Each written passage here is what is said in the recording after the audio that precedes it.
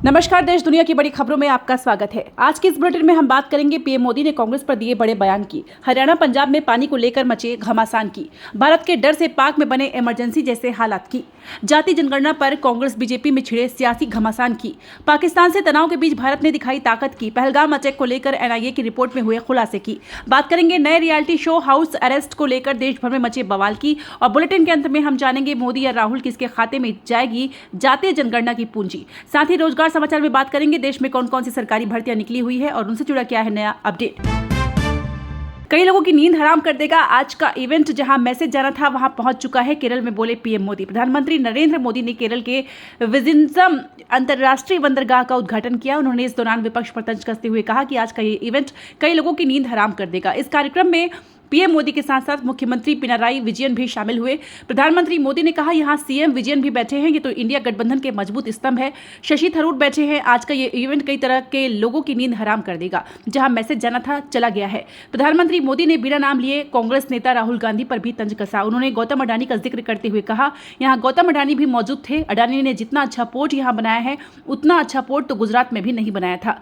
Vizhinjam port को करीब 8800 करोड़ रुपए की लागत से बनाया गया है। इसकी ट्रांसशिपमेंट हब क्षमता वाले टाइम में 3 गुना होगी। पीएम मोदी ने कहा अब तक भारत की 75% ट्रांसशिपमेंट गतिविधियां विदेशी बंदरगाहों पर होती थी, जिसके परिणाम स्वरूप देश को काफी राजस्व नुकसान होता था। हालांकि अब यह स्थिति बदलने वाली है। पहले विदेशों में खर्च होने वाला धन अब घरेलू विकास में लगाया जाएगा, जिससे विजिंजम और केरल के लोगों के लिए नए आर्थिक अवसर पैदा होंगे। नेशनल हेराल्ड केस में सोनिया राहुल को कोर्ट का नोटिस। कहा किसी भी स्तर पर सुने जाने का अधिकार निष्पक्ष सुनवाई में जान फूंकता है। दिल्ली की राउस एवेन्यू कोर्ट ने नेशनल हेराल्ड मनी लॉन्ड्रिंग मामले में प्रवर्तन निदेशालय द्वारा उनके खिलाफ दायर आरोप पत्र पर कांग्रेस नेताओं सोनिया गांधी, राहुल गांधी और अन्य को नोटिस जारी किया। अगली तारीख 8 मई 2025 तय करते हुए अदालत ने सोनिया गांधी, राहुल गांधी और अन्य प्रस्तावित आरोपियों को आरोप पत्र के संज्ञान के समय सुने जाने का अधिकार है। आगे कहा कि निष्पक्ष सुनवाई सुनिश्चित करने के लिए किसी भी स्तर पर सुनवाई का अधिकार आवश्यक है, जिससे नोटिस जारी करने की आवश्यकता पर बल मिलता है। ये नरेंद्र मोदी का भारत है, चुन चुनकर बदला लिया जाएगा। पहलगाम हमले के आतंकियों को अमित शाह ने दिया संदेश। केंद्रीय गृह मंत्री अमित शाह ने दिल्ली के एक कार्यक्रम को संबोधित किया। कार्यक्रम को संबोधित करते हुए केंद्रीय गृह मंत्री अमित शाह ने कहा कि ये नरेंद्र मोदी का भारत है, पहलगाम हमले का चुन चुनकर बदला लिया जाएगा। उन्होंने कहा कि आतंकवादियों को यह नहीं सोचना चाहिए कि उन्होंने युद्ध जीत लिया है। यह लड़ाई अभी खत्म नहीं हुई है। गृह मंत्री ने कहा कि हर व्यक्ति को चुन चुनकर जवाब भी मिलेगा और जवाब भी दिया जाएगा। इस देश से आतंकवाद को उखाड़ फेंकना हमारा संकल्प है और इसे पूरा किया जाएगा। केंद्रीय गृह मंत्री ने कहा कि इस लड़ाई में न केवल 140 करोड़ भारतीय बल्कि पूरा विश्व भारत के साथ खड़ा है। दुनिया के सभी देश एक साथ आ गए हैं और आतंकवाद के खिलाफ इस लड़ाई में भारत के लोगों के साथ खड़े हैं। केंद्रीय गृह मंत्री ने कहा कि जब तक आतंकवाद समाप्त नहीं होगा तब तक हमारी लड़ाई भी जारी रहेगी और जिन लोगों ने यह कृत्य किया है उनको सजा दी जाएगी। पाकिस्तानी एयर स्पेस बंद होने से एयर इंडिया को होगा $600 मिलियन का घाटा। कंपनी ने सरकार से मांगी मदद। जम्मू कश्मीर के पहलगाम में आतंकी हमले के बाद भारत के साथ टकराव के बीच पाकिस्तान ने अपना एयर स्पेस बंद कर दिया। इसके चलते अनुमान है कि एयर इंडिया को $600 मिलियन तक का अतिरिक्त खर्च उठाना पड़ सकता है। कंपनी ने इसको लेकर सरकार को पत्र लिखा है और नुकसान की भरपाई के लिए सब्सिडी की मांग की है। न्यूज एजेंसी के मुताबिक इस पत्र में कहा गया है कि लागत अगले साल तक बढ़ सकती है, क्योंकि माना जा रहा है कि पाकिस्तान का हवाई क्षेत्र उसके लिए बंद रहेगा। ऐसे में लंबी उड़ानों को रीरूट करने की वजह से ईंधन का खर्च बढ़ सकता है। साथ ही एयरलाइन ने चेतावनी दी है कि लंबी टाइमिंग्स का असर अब यात्रियों पर भी पड़ सकता है। हरियाणा पंजाब में पानी को लेकर घमासान। सभी दलों को एकजुट करने की कोशिश में सीएम मान बुलाई ऑल पार्टी मीटिंग। भाखड़ा नहर से पानी के बंटवारे को लेकर हरियाणा और पंजाब सरकार के बीच 3 दिन से सीधी लड़ाई चल रही है। इस बीच दिल्ली में आज केंद्रीय गृह मंत्रालय की पंजाब, हरियाणा, हिमाचल और राजस्थान के अधिकारियों से मीटिंग हुई है। केंद्रीय गृह सचिव गोविंद मोहन की अध्यक्षता में हुई इस मीटिंग में पानी को लेकर हुए विवाद के बाद की स्थिति को लेकर चर्चा की गई। सीएम भगवंत मान ने कहा कि ऑल पार्टी मीटिंग में सभी दलों ने सरकार का साथ देने की हामी भरी है। ये सभी राजनीति से ऊपर उठकर पंजाब सरकार के फैसले के हक में है। ऑल पार्टी मीटिंग में प्रधानमंत्री से मिलने का सुझाव आया है। सोमवार को विधानसभा के स्पेशल सेशन में इस पर चर्चा होगी। वहीं पंजाब के पानी को एक फरमान के माध्यम से हरियाणा को देने का फैसला लिया गया। इसके लिए गवर्नर की मंजूरी मिल गई है। सीएम ने कहा कि प्यार से पंजाबियों से जान ले लो, लेकिन पानी लेने का तरीका उचित नहीं है। पाकिस्तान से तनाव के बीच गंगा एक्सप्रेसवे पर भारत ने दिखाई ताकत। राफेल, जगुआर और मिराज ने भरी उड़ान। यूपी के शाहजहांपुर में भारतीय वायुसेना गंगा एक्सप्रेसवे पर अपना दमखम दिखा रही है। 3.5 किलोमीटर लंबी हवाई पट्टी पर मिराज, राफेल और जगुआर जैसे लड़ाकू विमान आंधी तूफान के बीच लैंडिंग और टेक ऑफ की प्रैक्टिस कर रहे हैं। सबसे पहले AN-32 लड़ाकू विमान ने एक्सप्रेसवे पर टच एंड गो किया, फिर दूसरे विमान ने एक्सप्रेसवे पर लैंड किया। इससे आगे बढ़ना था, लेकिन हवा की गति इतनी तेज थी कि वह आगे नहीं बढ़ सका। इसके बाद पायलट ने विमान का रुख हवा की दिशा में मोड़ दिया। अब तक 16 लड़ाकू विमान गंगा एक्सप्रेसवे पर टच एंड गो कर चुके हैं। वहीं भारत पाकिस्तान तनाव के बीच इस अभ्यास को अहम माना जा रहा है। गंगा एक्सप्रेसवे यूपी का चौथा ऐसा एक्सप्रेसवे है जिसमें हवाई पट्टी है। रात में लैंडिंग की क्षमता वाला देश का पहला एक्सप्रेसवे है। गंगा एक्सप्रेसवे 36,230 करोड़ रुपए की लागत से बनाया जा रहा है। यह 594 किलोमीटर लंबा है, जो मेरठ से प्रयागराज तक बन रहा है।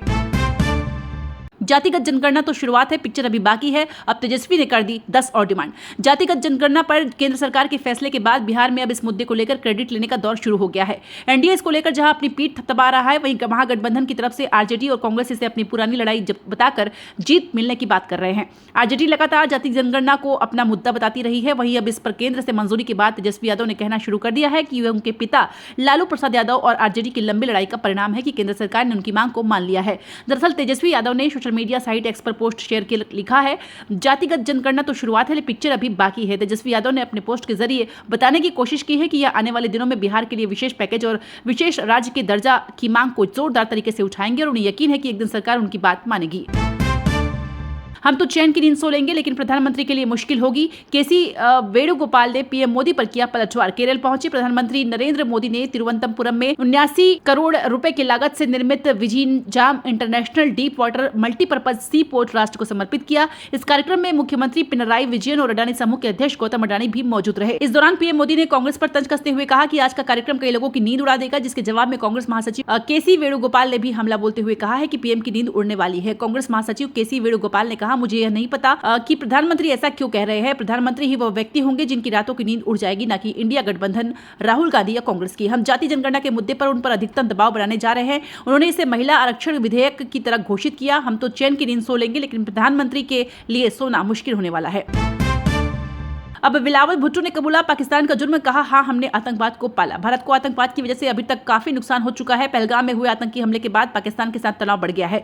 इस बीच पाकिस्तान के पूर्व विदेश मंत्री बिलावल भुट्टो का बयान आया है। उन्होंने आतंकवाद के मसले पर कहा कि पाकिस्तान का अपना इतिहास रहा है। इससे पहले पाक रक्षा मंत्री ख्वाजा आसिफ ने कहा था कि पाकिस्तान डर्टी वर्क करता आया है। उन्होंने इस दौरान स्वीकार किया कि पाकिस्तान ने आतंकवाद को पाला है। भुट्टो ने कहा, अभी तक रक्षा मंत्री ने जो कुछ भी कहा, मुझे नहीं लगता कि वह आतंकवाद कोई राज है। पाकिस्तान का अपना पास्ट रहा है। इसका नतीजा यह रहा कि हमें बहुत कुछ झेलना पड़ा है। हमने खुद इससे सबक सीखा है। हमें इसमें सुधार लाने के लिए एक प्रोसेस से गुजरना होगा। देश भर में आंधी बारिश और बिजली गिरने से 10 लोगों की हुई मौत। दिल्ली में 200 से ज्यादा फ्लाइट्स डिले।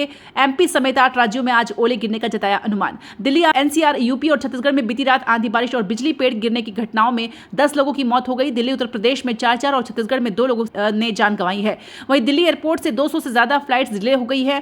3 को डाइवर्ट भी करना पड़ा। 2 को जयपुर और 1 अहमदाबाद में लैंड करवाया गया। इससे पहले पश्चिम बंगाल के संदकफू में ताजा बर्फबारी हुई। जम्मू में भारी बारिश हुई, जिससे लोगों को गर्मी से राहत मिली। मौसम विभाग ने आज राजस्थान के 30 जिलों में आंधी बारिश का अलर्ट जारी किया है। इससे पहले जयपुर, जैसलमेर, भिलवाड़ा और पाली में आंधी के साथ बारिश हुई और कई जगह ओले भी गिरे। वहीं आज मध्य प्रदेश, छत्तीसगढ़, उत्तराखंड, ओडिशा, नागालैंड, मणिपुर, मिजोरम, त्रिपुरा में ओले गिर सकते हैं, जबकि राजस्थान, हरियाणा, चंडीगढ़, दिल्ली, पंजाब में धूल पर भर आंधी चलेगी। पाकिस्तान को लगेगा एक और बड़ा झटका। अब आईएमएफ से लोन मिलने पर लटकी तलवार। भारत ने कर दी ये अपील। पहलगाम में हुए आतंकी हमले के बाद भारत और पाकिस्तान के रिश्तों में तनाव है। भारत ने पाकिस्तान के खिलाफ कई बड़े कदम उठाए हैं, जिससे पाकिस्तान तिलमिला उठा है। इस बीच माना जा रहा है कि पाक को एक और झटका लग सकता है। ऐसा इसलिए क्योंकि अंतर्राष्ट्रीय मुद्रा कोष आईएमएफ के कार्यकारी बोर्ड की बैठक 9 मई को होने जा रही है। इस बैठक के दौरान जलवायु परिवर्तन से निपटने के लिए पाकिस्तान 1.3 अरब डॉलर के समझौते का रिव्यू भी लिया जाना है। वहीं अगर सब कुछ ठीक रहा तो 7 बिलियन डॉलर के बेलआउट पैकेज पर भी बात बन सकती है। हालांकि इससे पहले भारत ने एक खास अपील आईएमएफ से कर दी है कि भारत ने अंतर्राष्ट्रीय मुद्रा कोष से पाकिस्तान को दिए गए अपने ऋणों की समीक्षा करने को कहा है। पहलगाम हमले के बाद भारत और पाकिस्तान के बीच के रिश्तों में तनाव है। कश्मीर के पहलगाम में हुए आतंकी हमले में आतंकियों ने 26 पर्यटकों को मौत के घाट उतार दिया था। यूपी के इंजीनियरिंग छात्रों के लिए बड़ी खुशखबरी। अब पढ़ाई के साथ नौकरी की भी गारंटी। योगी सरकार का सामने आया प्लान। तकनीकी व व्यवसायिक शिक्षा को पूरी तरह रोजगारोन्मुख बनाया जाएगा, जिससे हर विद्यार्थी को उद्योगों से जुड़ने का अवसर मिलेगा। अब तकनीकी की पढ़ाई केवल डिग्री तक सीमित नहीं रहेगी। हर छात्र को इंटर्नशिप और अप्रेंटिसशिप का अवसर भी मिलेगा। अगले सत्र से बस्ती, गोंडा, मिर्जापुर और प्रतापगढ़ के 9 स्थापित इंजीनियरिंग कॉलेज अपने परिसरों से संचालित होंगे। मुख्यमंत्री योगी आदित्यनाथ ने मार्ग स्थित आवास पर तकनीकी एवं व्यवसायिक शिक्षा की समीक्षा बैठक में छात्रों के भविष्य को ध्यान में रखते हुए कई अहम निर्देश दिए। प्रदेश में 324 सरकारी और 2,982 निजी ITI चल रही है। टाटा टेक्नोलॉजी के सहयोग से 212 सरकारी ITI को अत्याधुनिक बनाया गया है।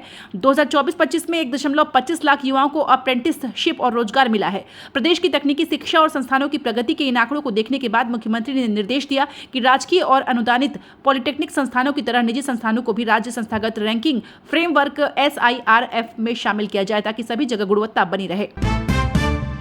मैंने चुनौती स्वीकार कर ली। कर्नाटक में सिद्धरमैया सरकार के मंत्री ने अचानक MLA पद दिया इस्तीफा, सामने आई कई वजह। कर्नाटक के मंत्री शिवानंद पाटिल ने शुक्रवार को विधानसभा अध्यक्ष UT खादर को बसवाना बागेवाड़ी क्षेत्र से विधायक पद से अपना इस्तीफा सौंप दिया। उन्होंने कहा कि यह विजयपुरा शहर के विधायक बसकोड़ा पाटिल यत्नाल द्वारा उनके खिलाफ चुनाव लड़ने की चुनौती स्वीकार करने के बाद विधायक पद से इस्तीफा दे रहे हैं। हालांकि कपड़ा गन्ना विकास और कृषि विपणन विभाग संभाल रहे पाटिल ने अध्यक्ष से अनुरोध किया है कि उनका इस्तीफा अभी स्वीकार किया जाए। जब यत्नाल भी इस्तीफा दे दे तो उनका इस्तीफा स्वीकार कर लिया जाए। अपने त्याग पत्र में पटेल ने कहा कि यत्नाल ने उन्हें चुनौती दी थी कि वह विजयपुरा शहर विधानसभा क्षेत्र से विधायक पद से इस्तीफा दे देंगे और उनके खिलाफ उनके बसवाना बागेवाड़ी क्षेत्र से चुनाव लड़ेंगे।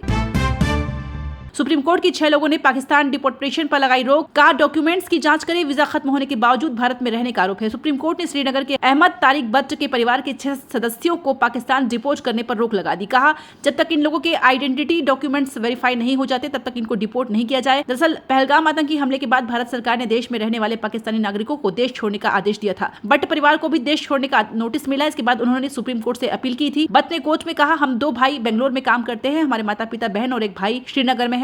हम सभी के पास भारत की नागरिकता है, सभी के पास भारतीय पासपोर्ट, वोटिंग ID, आधार कार्ड मौजूद है। इसके बाद भी सरकार ने नोटिस जारी किया है, हमें पाकिस्तान भेजा जा रहा है। ये बात झूठ है कि हम सभी वीजा पर भारत आए थे, उनके खत्म होने के बाद भी हम भारत में रह रहे हैं। हमें उम्मीद है कि ये बुलेटिन आपको पसंद आई होगी। आपकी राय हमारे लिए कीमती है, तो कमेंट्स में जरूर बताएं कि कौन सी खबर ने आपको सबसे ज्यादा प्रभावित किया है। ऐसे ही धमाकेदार अपडेट्स के लिए हमारे चैनल को सब्सक्राइब करें और बेल आइकन को दबाएं ताकि हर नई वीडियो का नोटिफिकेशन आपको तुरंत मिले। अगली बुलेटिन तक के लिए खुद का ख्याल रखें और अपने दोस्तों के साथ इस वीडियो को शेयर करना ना भूलें। मिलते हैं जल्द ही, तब तक के लिए ढेर सारी शुभकामनाओं सहित जय हिंद, जय भारत।